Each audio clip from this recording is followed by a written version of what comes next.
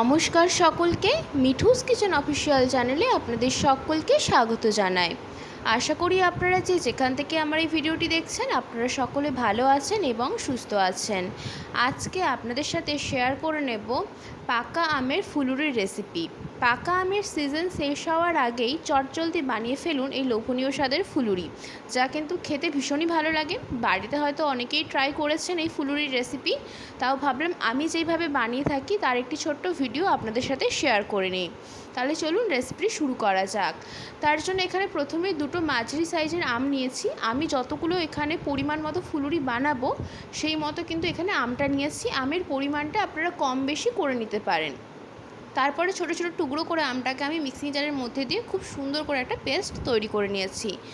তারপরে এখানে এক বাটি পাতলা যে চিড়েটা হয় সেই চিড়েটা নিয়েছি। চিড়েটাকে কিন্তু খুব ভালো করে ধুয়ে নেব এবং এই চিড়েটা জল দিয়ে ভেজানোর কিন্তু প্রয়োজন নেই, ধুতেই নরম হয়ে যায়।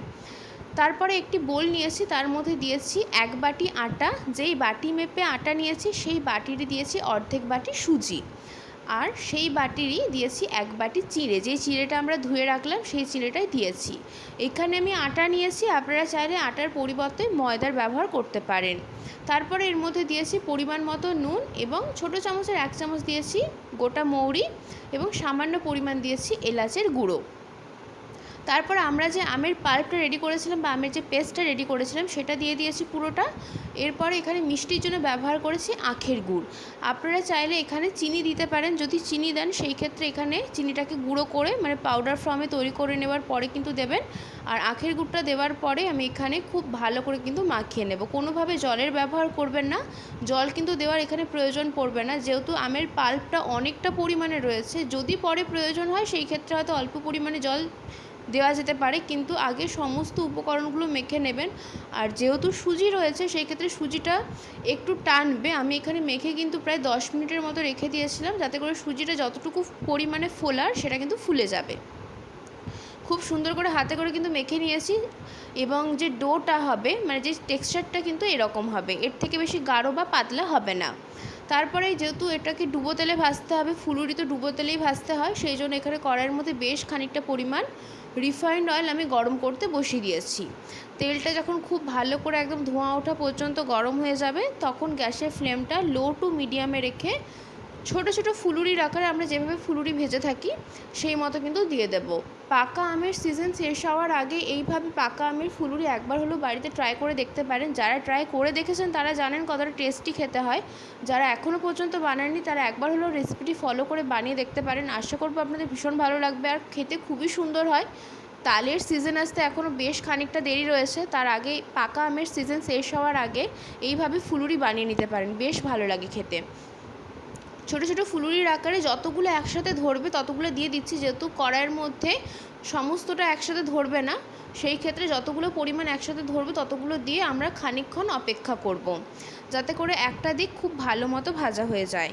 যখন একটা দিক খুব ভালো মতো ভাজা হয়ে যাবে মানে কালারটা একটু চেঞ্জ হয়ে যাবে, ওপর থেকে বোঝা যাচ্ছে যে কালারটা একটা দিকে চেঞ্জ হয়ে গিয়েছে, ঠিক সেই পর্যায়ে একটা ছান্তার সাহায্যে আস্তে আস্তে করে কিন্তু ফুলুরিগুলোকে কড়াইয়ের তলা থেকে, যেগুলো যদি লেগে গিয়ে থাকে কড়াইয়ের তলায় সেই ক্ষেত্রে কিন্তু আস্তে আস্তে ছাড়িয়ে নেব এবং খুব সুন্দর করে উল্টে পাল্টে একটু লালচে করে ভাজবো।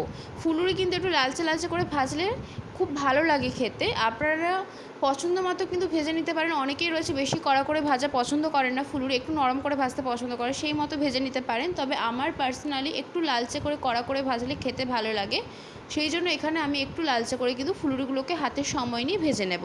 অতি অবশ্যই করে কিন্তু লো টু মিডিয়াম ফ্লেমে গ্যাসের ফ্লেমটা রাখবেন। সুন্দর করে লালচে করে কড়া করে কিন্তু ভাজা হয়ে গিয়েছে এখানে। ঠিক এই পর্যায়ে আমি কিন্তু এখানে একটি পাত্রের মধ্যে তুলে নিচ্ছি। দেখতে যত না লোভনীয় হয়েছে খেতে কিন্তু ভীষণই লোভনীয় হয়েছিল। যারা খেয়েছেন তারা জানেন, যারা খাননি এখনও পর্যন্ত পাকা আমের ফুলুরি তারা অবশ্যই করে একবার বাড়িতে ট্রাই করে দেখতে পারেন, ভীষণ ভালো লাগবে। বাকি যেগুলো রয়েছে সেগুলো কিন্তু একই প্রসেসে গ্যাসের ফ্লেমটা লো টু মিডিয়ামে রেখে ছোটো ছোটো ফুলুরির আকারে আমি কিন্তু এখানে দিয়ে দিচ্ছি। খানিকক্ষণ অপেক্ষা করব, যতক্ষণ অবধি একটা দিকের কালারটা একটু চেঞ্জ হয়ে আসছে ততক্ষণ পর্যন্ত অপেক্ষা করতে হবে। তারপরে যখন দেখবেন যে একটা দিকে কালারটা একটু চেঞ্জ হয়ে গিয়েছে ঠিক সেই পর্যায়ে অপর দিকটা উল্টে খুব সুন্দর করে কিন্তু ভেজে নিতে হবে, তাহলে কিন্তু আমাদের এই পাকা আমের ফুলুরি একদম রেডি হয়ে যাবে। আজকের রেসিপি আপনাদের কেমন লাগলো অতি অবশ্যই করে কমেন্ট করে জানাবেন। যদি ভালো লেগে থাকে তাহলে অবশ্যই করে আমার চ্যানেলটিকে সাবস্ক্রাইব করে দেবেন, লাইক শেয়ার কমেন্ট করতে ভুলবেন ভুলবেন না। আর যদি এরকম নিত্য নতুন রেসিপি পেতে চান তাহলে অবশ্যই করে আমার চ্যানেলটিকে সাবস্ক্রাইব করে দিয়ে আমার চ্যানেলের পাশে থাকার অনুরোধ রইল।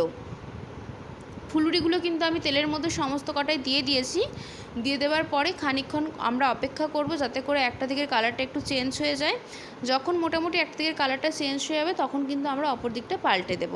আর ফুলুরির শেপটা আপনারা ছোট বড় পছন্দ মতো করতে পারেন। আমি এখানে মাঝারি সাইজটা দিয়েছি, খুব একটা বড়ও দিইনি আবার খুব একটা ছোটো শেপও দিইনি। ঠিক এইভাবে উল্টে পাল্টে ফুলুরিগুলোকে ভেজে নিয়েছি। ভীষণই ভালো লাগে, ছোট থেকে বড় সকলের বেশ পছন্দ হবে আশা করছি।